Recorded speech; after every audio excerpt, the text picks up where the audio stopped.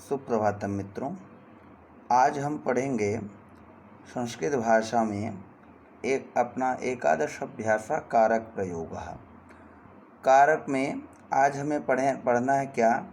कर्ता, कर्म तथा संबोधन कारक का यहाँ पे हमें अध्ययन करना है। किन किन कारकों का अध्ययन करना है? कर्ता, कर्म तथा संबोधन कारक का हम यहाँ पे अध्ययन करेंगे। तो सबसे पहले हम जानेंगे कि मित्रों कारक होता क्या है। इसके पहले भी पूर्व कक्षा में आपने अध्ययन किया होगा कि क्रियाजनकत्वम इति कारकत्वम। क्या अर्थ हुआ कि क्रियाजनकत्वम इति कारकत्वम, कि क्रिया के जनक को ही कारक कहते हैं। तब क्रिया के जनक को जब कारक कहेंगे तो क्रिया का जनक कौन होगा? तो बोले क्रिया के जनक जो है, क्रिया जनक यानी क्या होता है मित्रों? पिता।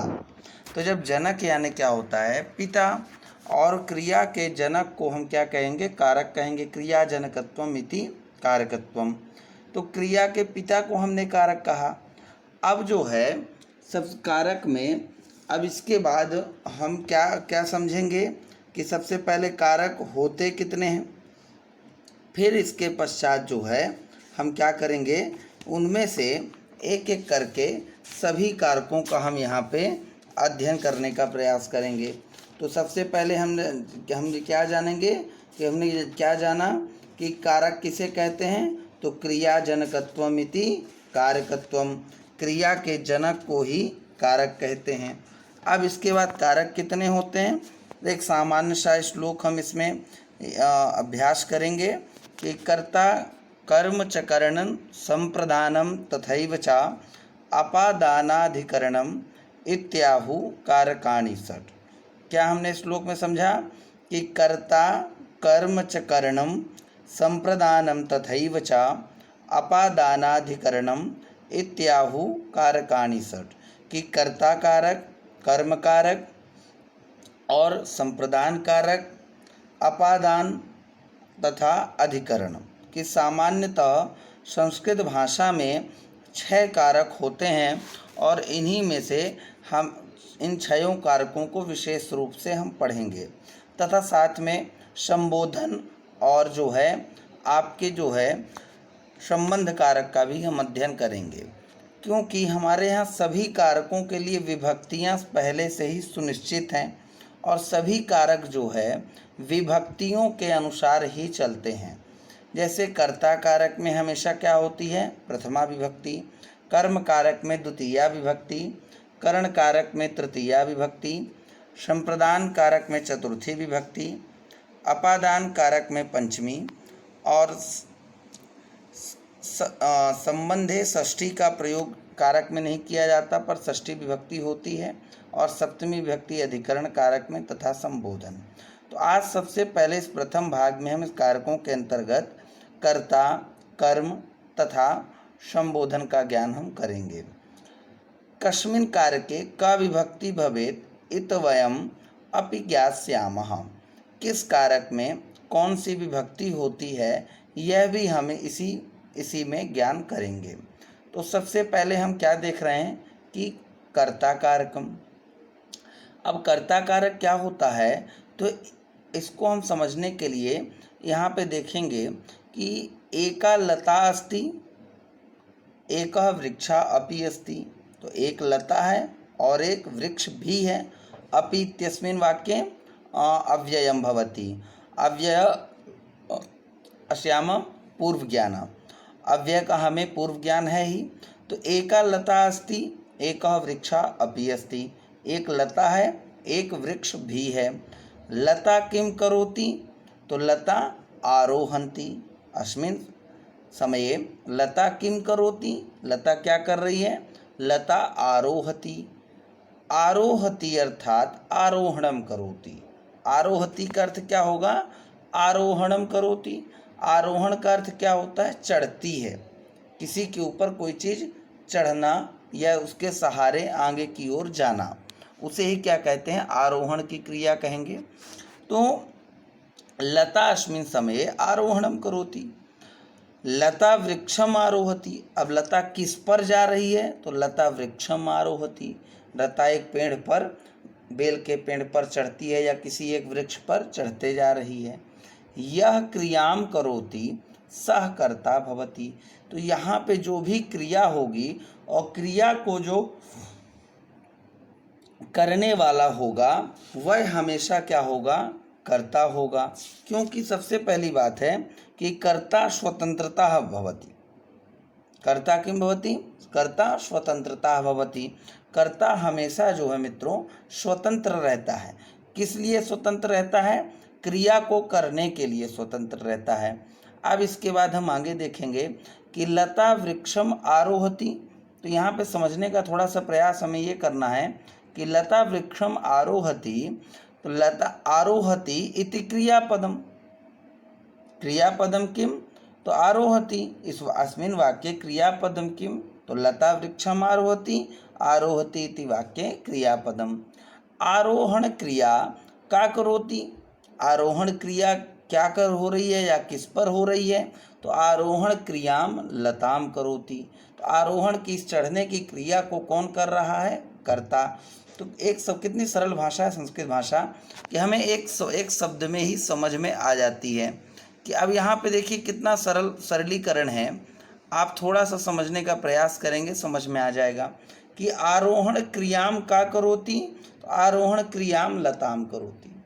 सबसे पहले ही मैंने बताया कि क्रिया के करने वाले को ही कर्ता कहते हैं और कर्ता हमेशा क्या रहता है?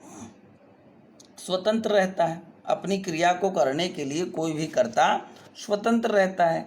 तो आरोहण क्रियाम लताम करोति। तो ये आरोहण की क्रिया को कर कौन रहा है? लता कर रही। इसलिए यहाँ पे लता क्या हुई? अब आपकी देखेंगे यहाँ पे तो लता कर्ता भवति। और कर्ता में क्या हुई? यहाँ पे कर्ता के साथ में क्या मिला हमें? प्रथमा विभक्ति। लता कैसी हुई? प्रथमा विभक्ति में मिली हमको। अब देखेंगे कि लता में क्या है? लता आपकी कर्ता है और क्या है उसमें? प्रथमा विभक्ति है। यत्र कर्ता भवति तत्र प्रथमा विभक्ति भवति। पहले ही मैंने बताया कि कारकों में विभक्तियां जो है कारक के अनुसार चलती हैं, या मैं कहूँ कि विभक्तियों के अनुसार कारक चलता है, एक ही बात है। तो यत्र कर्ता भवति तत्र प्रथमा विभक्ति ही। तो जहाँ पे भी कर्ता होगा वहाँ पे वह कर्ता कैसा होगा? प्रथमा विभक्ति का होगा। तो आपको ये देख लेना है कि अगर कर्ता को करने वाला, क्रिया को करने वाला कर्ता किस में है? प्रथमा विभक्ति में है, तभी वहाँ पे कर्ता होगा। जैसे मैं लता लते लता इसका रूप चला दूँ और मैं लिख देता कि लते वृक्षम आरोहति, तो भी यहाँ पे यह कर्ता कारक होता। प्रथमा विभक्ति में अगर मैं कह देता कि लताम वृक्षम आरोहति, तो यह वाक्य जो है गलत हो जाता और यहाँ पे यह कर्ता कारक में नहीं होता। वाक्य भी अशुद्ध होता और ना ही यह कर्ता कारक होता। अब इसी प्रकार से हम जो है आगे बढ़ते हैं। तो आगे हम क्या देख रहे हैं कि लता वृक्षम आरोहति। अब लता किस पे आरोहति, किस पे आरोहण क्रिया कर रही है? तो वृक्ष पे कर रही है। तो अभी हमने इसके पूर्व में क्या समझा? कर्ता कारक को समझा कि क्रिया में हमेशा क्रिया को करने वाला कर्ता होगा, क्रियाजनकत्वम इति कारकत्वम, और जो क्रियकर्ता होगा वह कैसा होगा? प्रथमा विभक्ति का होगा। अगर किसी अन्यत्र विभक्ति में कर्ता मिलता है तो वह कर्ता कारक का उदाहरण नहीं सिद्ध होगा और वहाँ पे वह कर्ता कारक नहीं माना जाएगा। फिर हमने क्या जाना कि लता वृक्षम आरोहति। लता किस पे आरोहण क्रिया चल रही है? तो वृक्ष पे चल रही है। और जब वृक्ष पे आरोहण की क्रिया चल रही है तो यहाँ पे कि वृक्षम किस में है? कर्म कारक हुआ। वृक्ष क्या हुआ? कर्म कारक हुआ। अब जो है कर्म कारकम अस्ति इति भवन्तः कथम ज्ञातवन्तः। कर्म कारक का हमें ज्ञान किस प्रकार से हो, तो कैसे हम इसको माने कि यहाँ पे कर्म कारक है? तो हम इस तरह से मानेंगे कि अगर यह इस वाक्य को लता वृक्षम आरोहति लिखा हो और प्रश्न आपके पास आए कि इस वाक्य में यह किस कारक का उदाहरण है, तो आप कह सकते हैं कि यह जो है कर्म कारक का भी उदाहरण है। क्यों? क्योंकि द्वितीया विभक्ति अस्ति। जैसे मैं यहाँ पे लिख देता कि लता वृक्षात आरोहति, तो क्या यह कर्म कारक होता? या मैं लिख देता कि लता वृक्षाभ्याम आरोहति, तो भी यह कर्म कारक का उदाहरण नहीं होता। तो द्वितीया विभक्ति अस्ति, हमेशा कर्म कारक की पहचान के लिए हमें क्या देखना है, उसमें वह द्वितीया विभक्ति में होना चाहिए। द्वितीया विभक्ति अस्ति तर्हि किम, द्वितीया विभक्ति अब क्या होती है? किम यत्र यत्र द्वितीया विभक्ति भवति तत्र सर्वत्र कर्म कारकम भवति। जहाँ जहाँ क्या द्वितीया विभक्ति होती है तो क्या वहाँ वहाँ ही कर्म कारक होता है। तो कर्मणि अपि द्वितीया विभक्ति भवति, कर्म जो है, कर्म भी द्वितीया विभक्ति में होता है। लता वृक्षम आरोहति, या मैं कहूँ कर्म ही द्वितीया विभक्ति में होता है। लता वृक्षम आरोहति इति वाक्ये वृक्षः कर्म अस्ति इति भवन्तः कथम ज्ञातवन्तः। अब एक प्रश्न आपके पास है, ध्यान देने योग्य बात है कि लता वृक्षम आरोहति, ये हमारा वाक्य है। लता वृक्षम आरोहति इति वाक्य वृक्ष, इस वाक्य में जो वृक्ष है कर्म अस्ति, यह कर्म है। इसका ज्ञान हमें किस प्रकार से हो कि इस लता वृक्षम आरोहति वाक्य में कि वृक्ष जो है कर्म है, हमारे अनुसार आपने समझा, परंतु यह कर्म है, इसका ज्ञान हमें कैसे हो? तो कर्ता क्रियाम कृत्वा यस्य वस्तुनः इच्छाम करोति तत्वस्तु कर्म भवति। कर्ता क्या है? कर्ता क्रियाम कृत्वा, कर्ता क्या करता है? क्रिया को कर रहा है। यस्य वस्तुनः इच्छाम करोति, वह जिस वस्तु की इच्छा या जिस वस्तु की प्राप्ति के लिए वह क्रिया कर रहा है, तो उसका ज्ञान होते ही हमें कर्म का ज्ञान हो सकता है। कि कर्म कारक का जब हमें पहचान करनी हो, तो या कर्म को हमें पहचानना हो किसी वाक्य में, तो कैसे पहचानेंगे? तो लता इति कर्ता आरोहणम क्रियाम कृत्वा वृक्षम प्राप्तुम इच्छति। तो अब लता क्या कर रही है? लता इति कर्ता, इसका तो ज्ञान हो गया आपको कि लता जो है करता है और वह क्या कर रही है? आरोहण की क्रिया कर रही है। ठीक है। वृक्षम प्राप्तुम इच्छति, किस लिए वह आरोहण की क्रिया कर रही है? तो वृक्ष की प्राप्ति के लिए वह आरोहण की क्रिया कर रही है। जब वह वृक्ष की प्राप्ति के लिए आरोहण की क्रिया कर रही है, तो हम यहाँ पे ये समझ सकते हैं कि पेड़ से लिपटना चाहती है। अब यहाँ पे ये समझेंगे कि लता क्या चाह रही है। तो लता पेड़ से लिपटना चाह रही है ना? पेड़ से लिपट करके वह अपने लक्ष्य की प्राप्ति करना चाह रही है। तो यत्र कर्म भवति तत्र वयम द्वितीया योजयामः, ऐसी योजना निर्धारित है कि यत्र कर्म भवति तत्र वयम द्वितीया विभक्ति योजयामः, जहाँ पे भी कर्म निर्धारित होगा वहाँ पे द्वितीया विभक्ति होगी।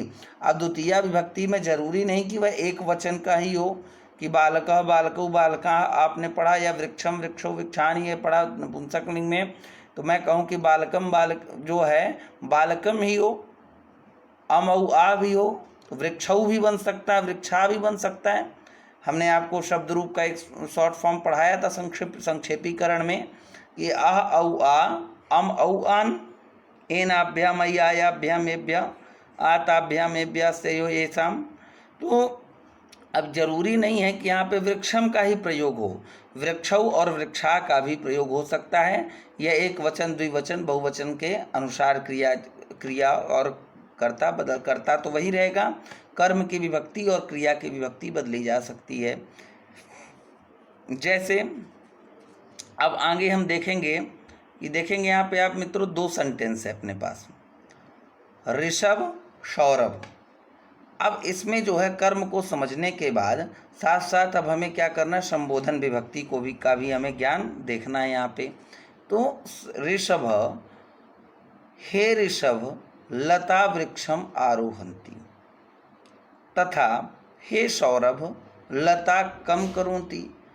सौरभ प्रश्नाम करोति, सौरभ ने प्रश्न किया, किम प्रश्नम? हे सौरभ लता कम कर आरोहन्ति, लता किस पर जो है चढ़ रही है? तो ऋषभ ने प्रत्युत्तर में क्या जवाब दिया कि हे ऋषभ लता वृक्षम आरोहति। लता किस पे चढ़ रही है? वृक्ष पे चढ़ रही है। तो अब प्रश्नकर्ता कौन हुआ? सौरभ हुआ। और उत्तर देने वाला कौन हुआ? ऋषभ हुआ। तो किम शब्द की जगह जो प्रयोग हुआ तो वह क्या हुआ? संबोधन हुआ। और कर्ता कौन होगा? जो क्रिया को कर रहा है। क्रिया क्या है? आरोहति। तो अब आरोहति क्रिया को कर कौन रहा है? तो लता कर रही है। तो लता क्या हुआ? कर्ता। अब कर्म इसमें क्या होगा? तो यहाँ पे लिखा है कम आरोहति, आप यहाँ पे देखेंगे तो कम इति प्रश्ने, और प्रश्न के स्थान पे जो उत्तर आपको प्राप्त हुआ वह द्वितीया विभक्ति का प्राप्त हुआ, वृक्षम आरोहति। तो यह जो वृक्षम प्राप्त हुआ अस्मिन् वाक्ये अस्य शब्द कर्म भवति। संबोधने आवाहनम। संबोधन किस लिए प्रयोग किया जाता है? किसी का आवाहन करने के लिए। आवाहन अर्थात बुलाने के लिए, पुकारने के लिए और या संबोधित करने के लिए।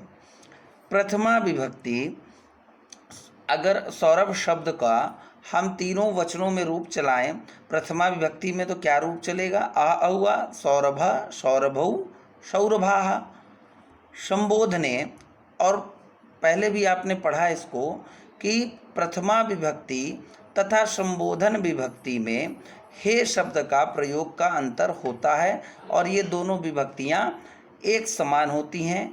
अर्थात संबोधन को इसीलिए कारक में इसकी संबोधन कारक की गणना नहीं की जा सकती। तो ऋषभः, ऋषभौ, ऋषभा।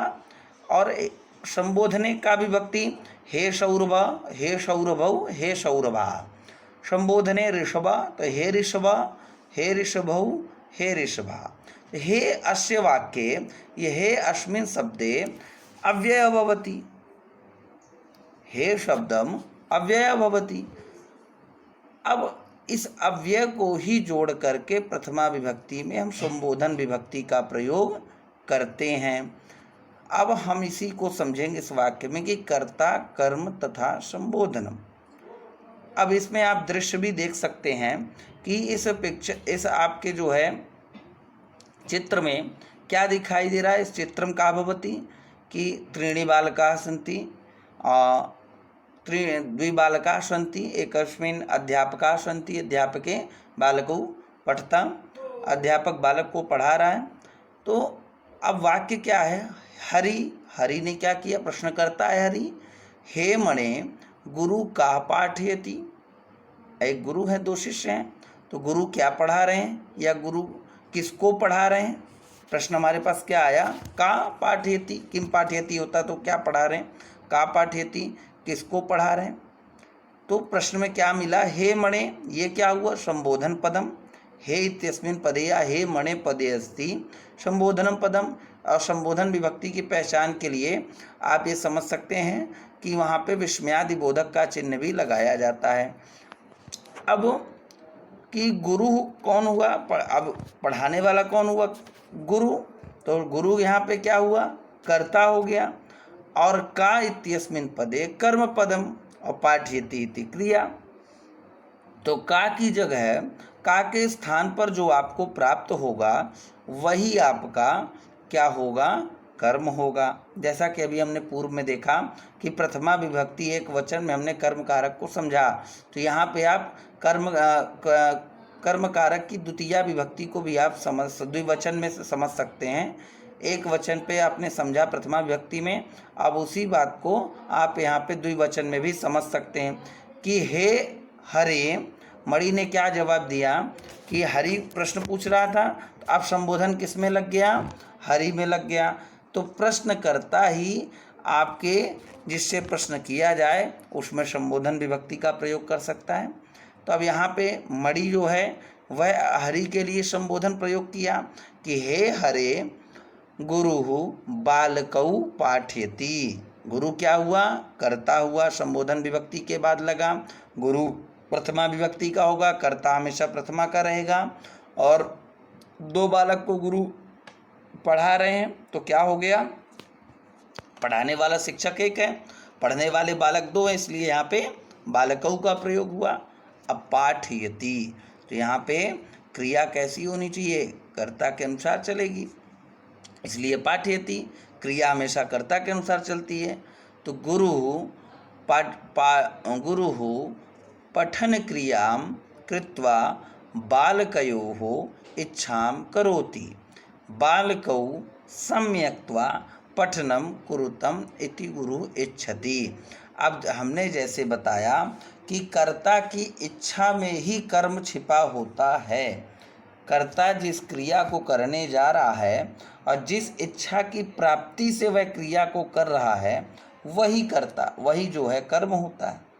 तो गुरु पठन क्रिया, या गुरु पठन की क्रिया तो कर रहे हैं, पाठन क्रिया है क्षमताम, तो पढ़ाने की जो क्रिया कर रहे हैं कृत्वा, तो बालकयो इच्छाम करोति, वह किसको पढ़ाना चाह रहे हैं, तो दो बालकों को पढ़ाना चाह रहे हैं। बालकौ सम्यक्त्वा पठनम कुरुताम इति गुरुमिच्छति, और जो दो बालक हैं वह क्या कर रहे हैं, सम्यक रूप से पठनम कुरुताम, पढ़ना चाह रहे हैं। किससे पढ़ना चाह रहे हैं, किससे पढ़ने की इच्छा है उनकी, गुरु से। तो कर्म हमेशा बालकों क्या हुआ, कर्मणि द्वितीया, और इसलिए वह जो है द्वितीया विभक्ति वहाँ पे लगी और वह कर्म कारक का उदाहरण हुआ। यदि अकारांत शब्दः भवति तर्हि तु विसर्गस्य लोपः भवति। यहाँ पे एक बात आपको नोट डाउन करने की बात है कि यदि अकारांत शब्दः भवति, जहाँ पे भी अकारांत शब्द होगा, तरही तु विसर्गस्य लोपः भवति, वहाँ पे क्या होता है, विसर्ग का लोप हो जाता है। प्रथमा विभक्ति रामः हरिः संबोधनम इति प्रथमा विभक्ति, और राम हरे, अर्थात वह संबोधन, और हम यहाँ पे समझने का प्रयास क्या कर रहे हैं, संबोधन और प्रथमा विभक्ति में क्या अंतर है। तो अकारांत शब्द में जो है संबोधन विभक्ति में हे लगने के पश्चात जो है विसर्ग का लोप हो जाता है, और विसर्गस्य लोपः करणीयः भवति, इकारांत स्थाने एकारः करणीयः भवति। अब अकारांत में विसर्ग का लोप करके विस्मयादि बोधक चिन्ह लगा के हम संबोधन बना दिए उसको, पर इकारांत के स्थान पर एकारः करणीयः भवति। इकारांत का अगर वाक्य होगा जिसके अंतिम में ई का उच्चारण हमें सुनाई दे, वह हुआ इकारांत। अगर वैसा सेंटेंस हमें मिलेगा, वैसा वाक्य हमें प्राप्त होगा, तो अंतिम स्थाने हम उसको क्या कर देंगे, प्रथमा विभक्ति में संबोधन में ए का प्रयोग कर देंगे। जैसे विनीता हे बाल ललिते गुरु के अध्यापयति, ललिता वदति, ललिता ने क्या बताया कि हे विनीते गुरु शिष्य अध्यापयति। अब बात यहाँ पे समझेंगे कि देखिए आकारांत था और यहाँ पे संबोधन विभक्ति जब विनीता ने लगाई तो उसने क्या किया, ललिता ने लिखा, हे ललिते लिखा। ऐसा भी तो लिख सकती थी कि हे ललिता गुरु के अध्यापयति, उन्होंने ऐसा नहीं लिखा। वाक्य की शुद्धि कैसे होगी, आकारांत स्थाने संबोधने एकार भवति, एकार का प्रयोग कर दिया जाता है, तो ललिता को ललिते कर देंगे, है ना। अब जैसे कि यहाँ पे आप देख सकते हैं ललिता वदति, ललिता ने क्या बताया कि हे विनीते गुरु शिष्य अध्यापति, गुरु क्या कर रहा है, शिष्य अध्यापयति, शिष्य को पढ़ा रहा है। आकारांत स्त्रीलिंग शब्द ललिते संबोधनम भवति, आकारांत स्त्रीलिंग शब्द में ललिते शब्द जो है संबोधन विभक्ति का है। ललिता ललिते ललिता प्रथमा विभक्ति थी, और ललिते ललिते ललिते ललिताः संबोधनम इति प्रथमा विभक्ति, अर्थात कि यहाँ पे जो है एकारांत का प्रयोग कर देंगे, बहुवचन एक समान रहता है। तो अब यहाँ पे ये संबोधन विभक्ति का उपयोग हुआ, ये प्रथमा विभक्ति में। हे विनीते गुरु शिष्य अध्यापयति। अब इस वाक्य में अस्मिन् वाक्ये कर्ता कर्म क्रिया पदम किम किम, तो गुरु पठन की क्रिया किसने की, गुरु ने। पाठन की क्रिया किसने की, गुरु ने। पढ़ने की क्रिया किसने की, शिष्य ने। तो गुरु की इच्छा क्या है, शिष्य को अध्ययन कराने की, पढ़ाने की। तो जिसकी इच्छा प्राप्त हुई वहाँ पे क्या हुआ, कर्म पदम हुआ, कर्म कारक हुआ। तो गुरु क्या हुआ, कर्ता। शिष्य क्या हुआ, कर्म। अध्यापयति इति क्रिया। उकारांत शब्द, अभी हमने जो है आकारांत और आकारांत को पढ़ समझा, एक अब जो है उकारांत को समझेंगे। उकारांत में संबोधन किस पद में रहता है? तो भानु हे मनु छात्राः कम दृष्ट्वा नमन्ति। तो मनु ने क्या उत्तर दिया कि हे भानु छात्राः गुरुम दृष्ट्वा नमन्ति। गुरु के सामने जो है नमस्कार कर रहे हैं या गुरु को नमस्कार कर रहे हैं छात्र। बहुवचन का है यहाँ पे कर्ता। तो द्वितीया विभक्ति हे भानु छात्राः गुरुम दृष्ट्वा नमन्ति क्रियापदम। तो कर्तृपदम अक्त्वा प्रत्यय दृश्य में भी अक्त्वा प्रत्यय लगा करके दृष्टवा बना यहाँ पे। अब यहाँ पे समझने की बात क्या है कि अक्त्वा प्रत्ययस्य प्रयोगः यदा भवति तदा तस्य योगे अपि द्वितीया विभक्ति एव भवति। कि जहाँ पे भी अक्त्वा का प्रयोग होगा प्रत्यय का, वहाँ पे द्वितीया विभक्ति का भी प्रयोग निश्चित रूप से होगा। अत्र संबोधने विसर्गस्य लोपः तु भवति एव परंतु उकारांत स्थाने ओकारः अपि भवति। अब यहाँ पे देखिए 3 चीज़ें आपको समझ में आई कि संबोधन किस प्रकार से परिवर्तित होते हैं। तो जहाँ पे भी आपका आकारांत होगा वहाँ पे एकारांत कर दिया जाएगा, और जहाँ पे भी उकारांत होगा तो वहाँ पे उ को ओ कर दिया जाएगा। बात समझ में आई? आ प्लस ई इज इक्वल टू आ प्लस ई को जब हम जोड़ते हैं तो हमारे आपके जो है संस्कृत भाषा में शब्दों का जब हम बेल करेंगे संधि विच्छेद अभी पढ़ेंगे संधि को, तो आ प्लस ई इज इक्वल टू आ और ई को जोड़ करके ही ए का निर्माण होता है। या मैं यहाँ पे ये कह दूँ एक शब्द में कि ये समझें हम कि ए का निर्माण तथा ओ का निर्माण किस प्रकार से होता है। स्वर हमारे यहाँ 3 प्रकार से होते हैं, हमने पढ़ाया था कि कुछ स्वर हमारे ह्रस्व होते हैं, कुछ दीर्घ होते हैं, कुछ संयुक्त स्वर भी हमारे होते हैं। तो संयुक्त स्वर जो होते हैं वो किस प्रकार होते हैं? तो संयुक्त स्वर 2 स्वरों को मिला करके किस तीसरे नए स्वर का जो निर्माण हुआ वह क्या होता है? संयुक्त अक्षर होता है या संयुक्त स्वर होते हैं। तो संयुक्त स्वर कैसे हुए, कौन कौन से होते हैं? तो ए और ओ होते हैं। सबसे पहले कि 2 अलग अलग स्वरों को मिलाया जा रहा है, आ को और ऊ को मिला करके ओ का निर्माण हमने किया, और आ को और ई को मिला करके हमने ए का निर्माण किया। इसीलिए ई के स्थान पे ए यहाँ पे हमने किया संबोधन विभक्ति में, और ऊ के स्थान पे ओ को हमने संबोधन विभक्ति में प्रयोग किया कि आ और ऊ जोड़ करके। इसीलिए हमने बोला कि उकारांत पे संबोधन विभक्ति में प्रथमा एक वचन में क्या करेंगे? हम ओ का प्रयोग करेंगे, और जो है ईकारांत में संबोधन विभक्ति में एक वचन में हम ए का प्रयोग करते हैं। हरि हरे हरा, ओ हरया, तो हरि के स्थान पे हरे का प्रयोग हम करते हैं, और भानु के स्थान में भानुओं का प्रयोग करते हैं, क्योंकि भानु में अंतिम में ऊ मिल रहा है, हमें ह्रस्व मिल रहा है, और यहाँ पे हम ओ का प्रयोग करेंगे। तो सम्यक आम इति भवति। अत्र संबोधने विसर्गस्य लोपः तु भवति एव परंतु उकारस्य स्थाने ओकारः अपि भवति।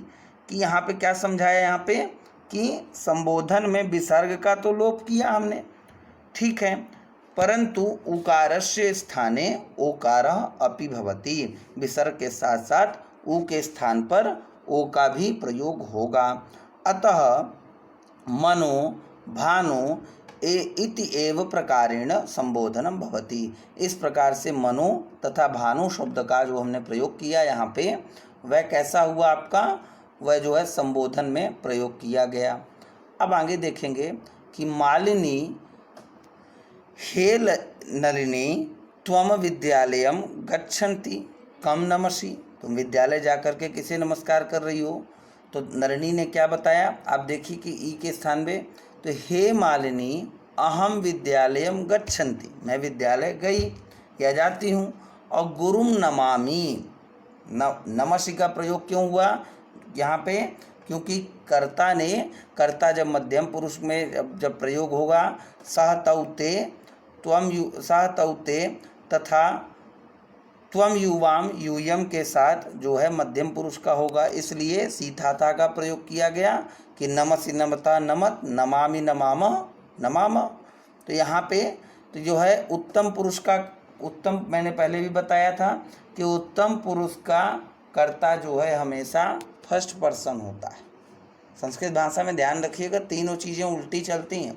उत्तम पुरुष फर्स्ट पर्सन, मध्यम पुरुष सेकंड पर्सन एंड प्रथम पुरुष थर्ड पर्सन।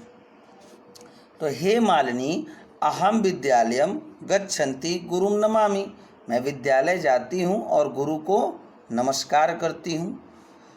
अब देखेंगे दीर्घ इति इकारांत स्त्रीलिंग से संबोधन पदम ज्ञातम भवति। यहाँ पे दीर्घ इकारांत के स्त्रीलिंग शब्द में संबोधन का हमें ज्ञान होगा। हरस्व इकार नलनी तथा मालिनी। अहम विद्यालयम गच्छन्ति गुरुम नमामि, अहमिति कर्ता, विद्यालयम कर्म, गच्छन्ति गुरुम नमामि किसे नमस्कार किया जा रहा है, क्रिया किसके लिए हो रही है, इच्छा क्या है, गुरु को प्रणाम करने की, इसीलिए विद्यालयम तथा गुरु में आपका द्वितीया विभक्ति का प्रयोग हुआ और ये कर्म लगा। किम एकस्मिन् वाक्ये द्वे कर्म पदे अपि भवितुम शक्नुवन्तः, क्या एक वाक्य में दो कर्म हो सकते हैं, न केवलम द्वयमेव अपितु बहूनि कर्म पदानि भवितुम शक्नुवन्ति। क्या यहाँ पे बताया गया कि एक वाक्य में, पहले प्रश्न क्या पूछा गया कि प्रश्न हमारे मन में उठता है कि किम एकस्मिन् वाक्ये द्वे कर्म पदे अपि भवितुम शक्नुतः वा, क्या एक वाक्य में दो कर्म पद प्रयोग किए जा सकते हैं। बोले हाँ बिल्कुल, न केवलम द्वयमेव अपितु बहूनि कर्म पदानि भवितुम शक्नुवन्ति, न केवल दो कर्म बल्कि इस प्रकार से बहुत सारे कर्मों का भी, कर्म पदों का प्रयोग यहाँ पे किया जा सकता है। किम गच्छन्ति जात इत्यपि क्रियापदम भवति वा, किम गच्छन्ति यह क्या है, क्रियापद है। साक्षात क्रियापदम न अपितु सह क्रियापदम भवति। हम कहते हैं कि प्रत्यक्ष रूप से साक्षात क्रिया ना हुई पर सहायक क्रिया तो हो गई, जिसको आप इंग्लिश में से हेल्पिंग वर्ब या सहायक क्रिया बोलते हैं। माता हे बालिके किम यूयम हस्तौ प्रक्षाल्यम भोजनम कुरुता, क्या तुमने हाथ धो के भोजन किया। तो बालिका ने क्या बताया, हे माता आम, बिल्कुल, वयम यानी कि हम सब, वयम अहम आवाम वयम, हमने हस्तौ प्रक्षाल्य भोजनम कुरुमः, हाथ धो करके ही भोजन किया। संबोधन एक माता क्या हुई, हे माता, संबोधनम एक वचन की विभक्ति में, मातृति ऋकारांत, मातृ शब्द कहाँ, ये माता शब्द कैसे बनता है, ये तीन चार चीज़ें मैंने बताया था आपको शब्द रूप में, आकारांत, आकारांत, ईकारांत, उकारांत तथा ऋकारांत। जिसके अंत में जो स्वर सुनाई दे उसी के नाम से उस स्वर का निर्माण समझा जाता है। तो माता शब्द जो है मातृ शब्द से बनता है ऋकारांत में। ऋकारांत में और भी शब्द बन सकते हैं, आपका पितृ शब्द भी बनता है, मातृ शब्द भी बनता है। अब जो है द्वितीया विभक्ति, वयम हस्तौ, वयम हस्तौ क्या हुआ, ये द्वितीया विभक्ति हो, जैसे बालकौ। प्रक्षालनम अव्ययम भवति प्रक्षाल्य क्रियाया। भोजनम कुर्मः, भोजनम कर्म पदम, कुर्मः यानी करने के लिए क्रियापद है। तो प्रक्षाल्य क्या हुआ, ल्यप्य प्रत्यय, यहाँ पे प्रत्यय का प्रयोग हुआ। प्रत्यय आगे आप पढ़ेंगे कि यहाँ पे कौन सा ल्यप प्रत्यय लगा, और क्षाल में भी ल्यप प्रत्यय लग करके प्रक्षाल्य शब्द बनता है। तो यत्र ल्यप्यस्य प्रत्ययस्य प्रयोगा भवति तत्र अपि द्वितीया विभक्ति भवति। एक लाइन में समझ लें आप कि जहाँ पे भी ल्यप प्रत्यय का प्रयोग होता है वहाँ पे भी द्वितीया विभक्ति का ही प्रयोग किया जाता है। प्रत्ययों को जाकर आप आगे अभी समझेंगे। अब यहाँ पे आप देख सकते हैं कि बालकः हे कृषक त्वं कान पालयितुम् इच्छसि, तुम किसे पालने की इच्छा कर रहे हो। कृषक हे बालक अहम शस्कान पालयितुम् इच्छामि, मेरी इच्छा क्या है, खरगोश को पालने की है। तो उसने क्या किया, बालक को संबोधन किया, हे बालक अहम, अहम यानी अपने लिए, शस्कान, ये भी जो है द्वितीया विभक्ति का प्रयोग हुआ। पालयुतुम इच्छसि, पालने की क्रिया हो गई। इच्छा किसकी है, जो है खरगोश को पालने की, इसलिए यहाँ पे शस्कान का प्रयोग हुआ। अत्र वाक्ये कर्तृपदम किम अस्ति, इस वाक्य में जो है कर्ता क्या हुआ, तो प्रथमे वाक्ये त्वम अहम इति द्वितीय वाक्ये, कि पहले वाक्य में त्वम कर्ता हुआ और दूसरे वाक्य में अहम कर्ता हुआ। मैं और तुमुन प्रत्यय अर्थात पाल तुम, ये पालतुम शब्द कैसे बना, तुमुन प्रत्यय में, और यत्र तुमुन प्रत्यय से लोग योगा भवति तत्रापि द्वितीया विभक्ति भवति।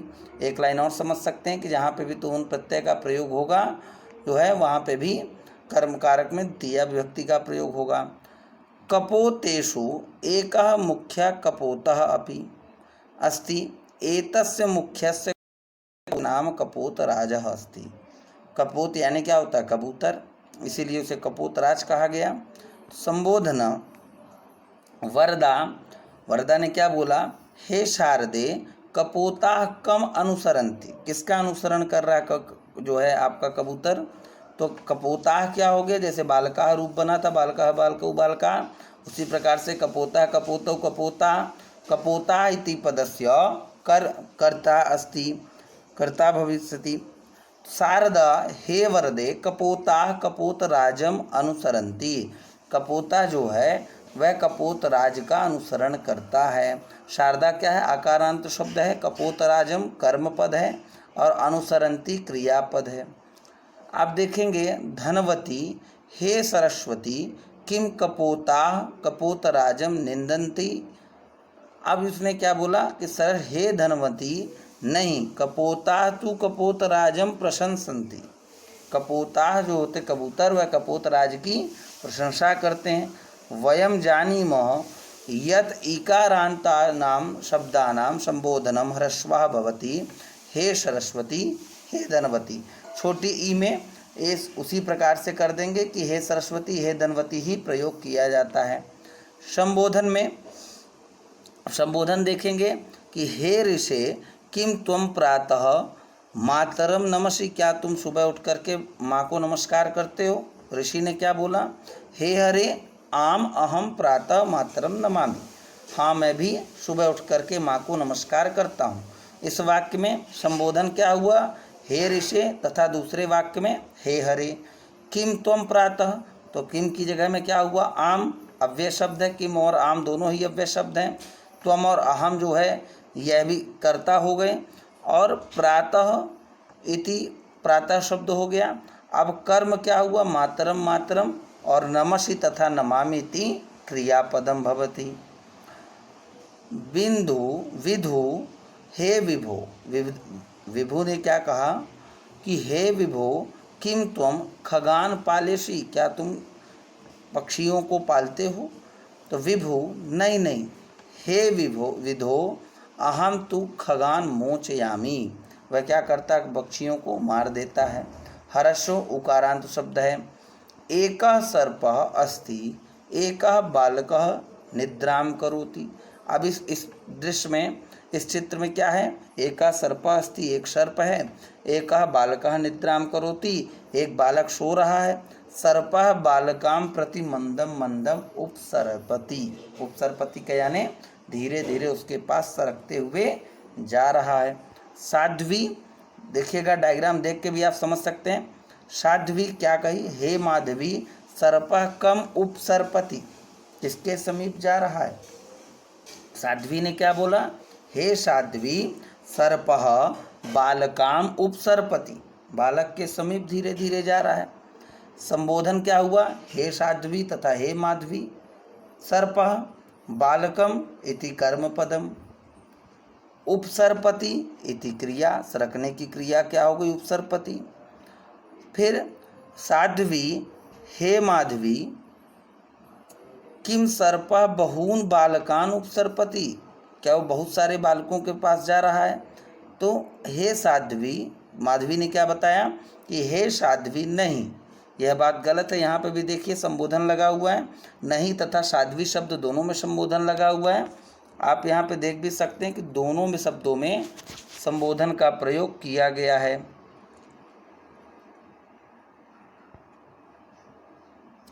अब यहाँ पे दोनों जगह जो है प्रयोग किया गया कि हे साध्वी नहीं सर्पः एकम एव बालकम उपसर्पति। सर्प जो है एक ही बालक है वहाँ पे और एक ही बालक के पास वह जाने का प्रयास कर रहा है। इस प्रकार से हमने जो है यहाँ पे क्या समझा, इस ट्यूटोरियल में, इस वीडियो में हमने क्या समझा, कारक क्या होते हैं और कारक के अंतर्गत हमने क्या समझा कि कारक कितने होते हैं, प्रत्येक कारकों में कौन कौन सी विभक्ति होती है। तत्पश्चात हमने क्या समझा कि कर्ता कारक, कर्म तथा संबोधन कारक को हमने समझा। अब इसके आगे और भी हम इसे उदाहरण के अनुसार समझेंगे दूसरे भाग में। धन्यवाद।